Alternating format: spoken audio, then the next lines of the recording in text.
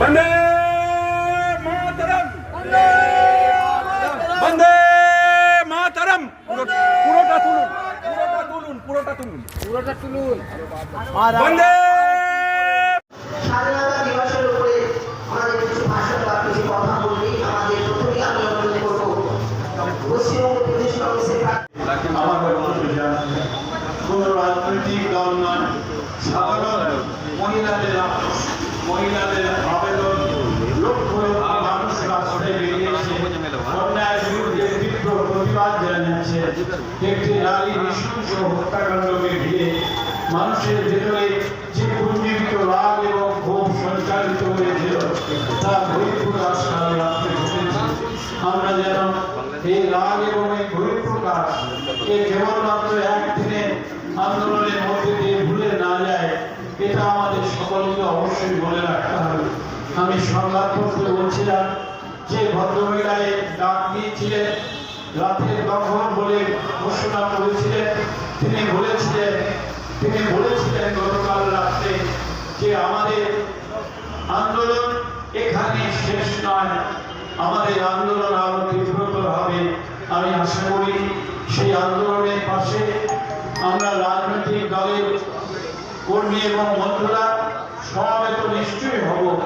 যদি ওরা চান আমরা নিশ্চয়ই পতাকা নিয়ে যাব না, কিন্তু গণ আন্দোলনের সঙ্গে আমরা যদি সম্পৃক্ত হই আমরা ইতিহাসে সাক্ষী হয়ে থাকবো। আপনাদের সকলকে আন্তরিক শুভেচ্ছা অভিনন্দন আজকে দিনে জানিয়ে আমার ছোট্ট বক্তব্য শেষ করছি। ভালো থাকুন, শুভেচ্ছা। যখন ভারতে আসেন তার আগে অনেক মনীষীরাই ভারত স্বাধীনতার জন্য তারা সকাল থেকে সন্ধ্যে অবধি তারা পরিশ্রম করেছেন, কিন্তু এই মানুষটি সেই চুঁচ এবং সুতোটা নিয়ে মালাটা গাঁথলেন, সমস্ত নেতাদের সমস্ত রাজনৈতিক দলকে একত্রিত করলেন। সেই মানুষটি ছিলেন মোহনদাস করমচাঁদ গান্ধী। তিনি রাতারাতি হয়ে গেলেন মহাত্মা আমাদের এই বাড়ির ছেলে রবীন্দ্রনাথের কারণে, আর আমাদের বাড়ির ছেলের কারণে তিনি হয়ে গেলেন ও ফাদার অফ দ্য নেশন। তার নাম আরেকজন বিপ্লবী নেতাজি সুভাষচন্দ্র বসু। আজকে আমার সামনে যারা আছেন, মঞ্চে সঞ্চালিকা যিনি আছেন, সবাই আমরা স্বাধীন দেশের নাগরিক। আমি যেহেতু আইনের ছাত্র ছিলাম, আইন নিয়ে পড়াশোনার কারণে ভারতবর্ষের সংবিধান সবাই জানে কম বেশি, কিন্তু এটা প্রত্যেকদিন চর্চার মধ্যে থাকার কারণে আমি অন্যান্য রাষ্ট্রের সঙ্গে ভারতবর্ষকে ভাবছিলাম। এই স্বাধীনতার দিন প্রত্যেকে বলে আমরা এখনো স্বাধীন হইনি। বিপ্লবীদের কেউ কেউ বলেন বার খেয়ে সে ক্ষুদিরাম হয়েছে।